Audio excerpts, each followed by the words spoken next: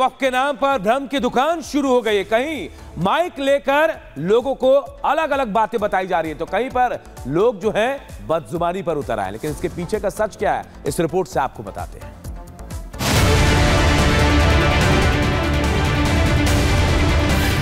काम पर अफवाह। वक्फ बोर्ड तरमीमी बिल 2024 जो पार्लियामेंट में पेश किया गया है, पार्लियामेंट में इसको फिलहाल रद्द कर दिया गया है, पास नहीं हुआ। बिल से खिसकी की जमीन, घमासान का सीन। संशोधन बिल से कम होगी शक्तियां। याद रखिए, ये बिल अगर पास हो गया तो हमारी मस्जिदें छिन जाएंगी, मदारिस छिन जाएंगे, कब्रिस्तान छिन जाएंगे और वक्फ बोर्ड की लाखों की तादाद में जो प्रॉपर्टी है वो सब छिन जाएगी। वक्फ की जमीन हिलने वाली है। केंद्र सरकार ने जब से वक्फ संशोधन बिल पेश किया, तब से कट्टरपंथियों की नींद उड़ गई है। देश भर में इस बिल के खिलाफ माहौल बनाया जा रहा है। आज मुसलमानों को ढाल बनाकर इस बिल के खिलाफ साजिश रची जा रही है।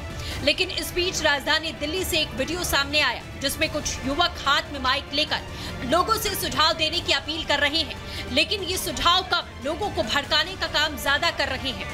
सबसे पहले आप सुनिए ये लोग कैसे लोगों को भड़काकर देश में शांति को भंग करने की कोशिश कर रहे हैं। वक्फ बोर्ड तरमीमी बिल 2024 जो पार्लियामेंट में पेश किया गया है, पार्लियामेंट में इसको फिलहाल रद्द कर दिया गया है, पास नहीं हुआ।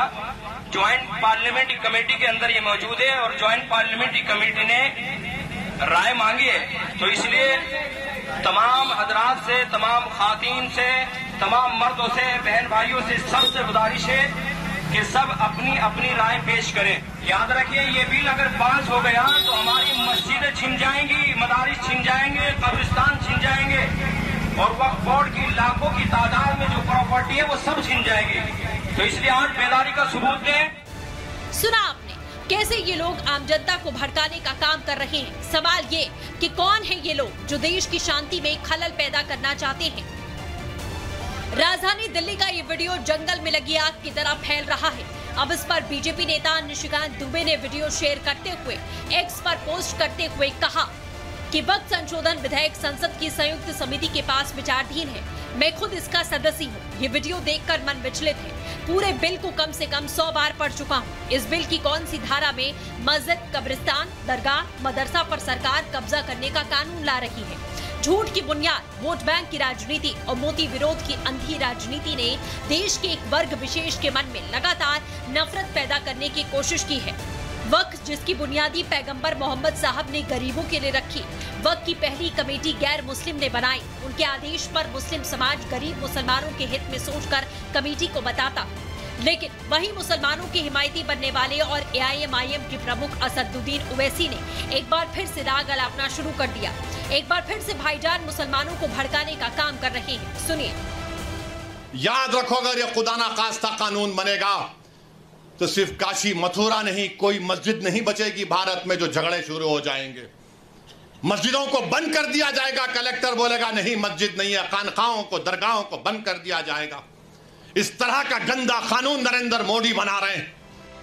देश में बैठे कट्टरपंथी तो इस बिल के खिलाफ भड़का ही रहे थे। QR कोड वाली मुहिम चलाकर मुसलमानों से JPC को बिल के खिलाफ राय भिजवा रहे थे। अब आतंकी जाकिर नाइक भी मुसलमानों को इस बिल के खिलाफ भड़काता नजर आ रहा है।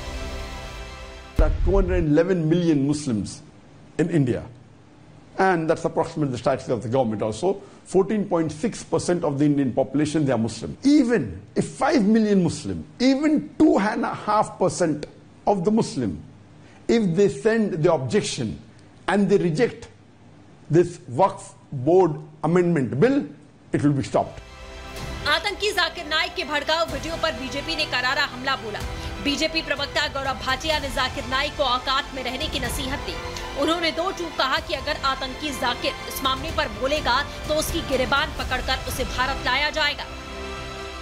तुच्छे जाकिर नाइक से इतना ही कहना चाहूंगा, उनकी इतनी औकात और हैसियत नहीं है कि भारत के अंदरूनी मामले पर बोलें, और वो दिन भी दूर नहीं है भारत के खिलाफ जो षड्यंत्र करता है उसको गिरबान से पकड़कर यहां लाया जाएगा और जेल की सलाखों के पीछे डाला जाएगा। इसके जैसे हल्के व्यक्ति को हम गंभीरता से नहीं लेंगे, इनको सजा मिलेगी, इतना जरूर कहूंगा। अब आइए आपको ग्राफिक्स के जरिए बताते हैं कि बिल संशोधन होने से पहले और बाद में क्या बदलाव होगा। पहले जहां हाथ रखा वो जमीन अपनी, और अब कोई भी जमीन नहीं ले सकते। पहले दावे पर सवाल नहीं उठता, अब हर दावे का सत्यापन होगा। तमाम पदाधिकारी मुसलमान ही हैं, अब गैर मुसलमानों को जगह मिलेगी। महिलाओं की हिस्सेदारी नहीं थी, अब महिलाओं को मौका मिलेगा। सर्वे कमिश्नर वक्त का होता था, अब डीएम डिप्टी कलेक्टर हो सकते हैं। सरकारी संपत्ति पर भी दावा करते थे, ऐसी जमीन अब हथिया नहीं सकते। हर डिटेल ऑनलाइन नहीं होती है, 6 महीने में पोर्टल पर सारी डिटेल डालनी पड़ेगी। लेकिन वक्त संशोधन बिल को लेकर कट्टरपंथियों और आतंकियों में जिस तरह की बौखलाहट नजर आ रही है, उससे साफ है कि वो इस बिल को पास नहीं होने देना चाहते। ऐसे में देखने वाली बात यह है कि देश के आम मुसलमान इस वक्त बिल को लेकर क्या रुख अपनाते हैं। Bureau report, Republic Bharat.